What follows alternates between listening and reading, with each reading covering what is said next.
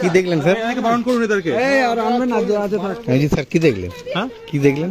কি দেখলাম বলতে এখানে ওনাদের কাছে কাগজপত্র এই মুহূর্তে কাছে দেখাতে পারেননি। আমরা ওনার কাছে বলেছি, সময় দিয়েছি, উনি অফিসে এসে ইমিডিয়েটলি কাগজপত্র দেখাক। প্রাইমারিলি যেটা দেখে মনে হচ্ছে যে পুকুর ধারের পাশেই মাটিটা পড়েছে।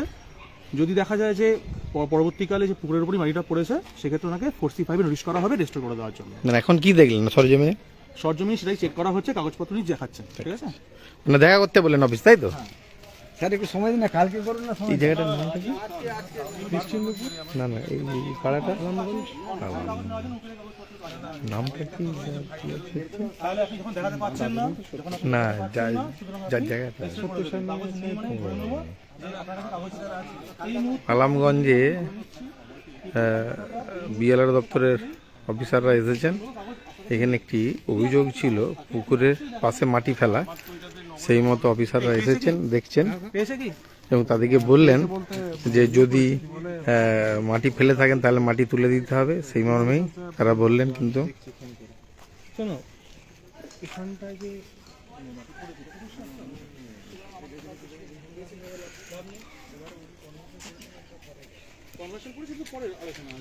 আপাতত আমার পুকুর শ্রেণীতে করেছে, এটা আমি দেখতে পাচ্ছি। ঠিক আছে,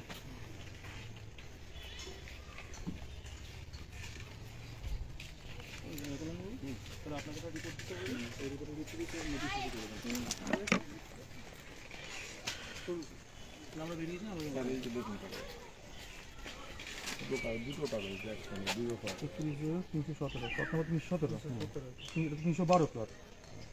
আপনার কনভার্সন হচ্ছে 317 প্লটে। 317 কত দূর দেবেন?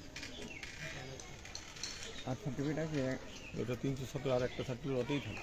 আচ্ছা, উল্টান তাহলে পাবেন। ওই যে একটা 317 এটা 317।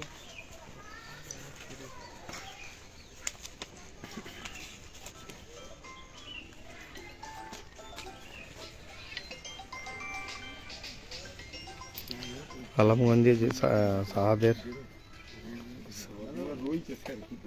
পুকুর একটি রয়েছে, সেই সাহাদের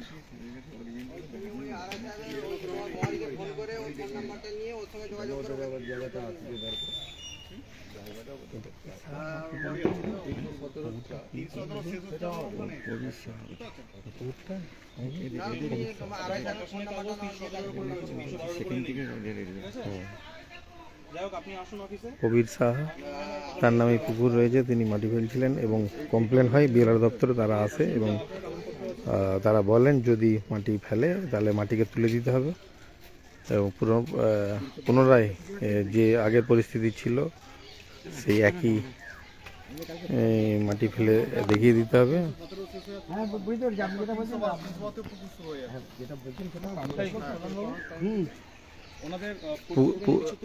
প্রবীর সাহা, আলামগঞ্জে যে প্রবীর সাহা, তিনি পুকুর ভরাট করছিলেন বলে অভিযোগ। কমপ্লেন হয় বিএলআর দপ্তরে। তারপর সরজমিন তদন্তে নেমে দেখতে পায় কিছুটা অংশে মাটি পড়েছে। তারা কাগজপত্র দেখা করতে বলেন এবং যে মাটি ফেলছিল তাকেও অফিসে তলব করা হয়েছে বলে জানা গেছে এবং যে মাটি ফেলছিল তাকেও ডাকা হচ্ছে বিএলআর দপ্তরে। এবং যদি সত্যি মাটি ফেলে থাকে পুকুরে, সেই মাটিকে তুলে দিতে হবে পুকুর থেকে, এমন নির্দেশ দিলেন যে আধিকারিক দেখতে এসেছিলেন। এখন দেখার পরবর্তী পরিস্থিতিতে কী হয়।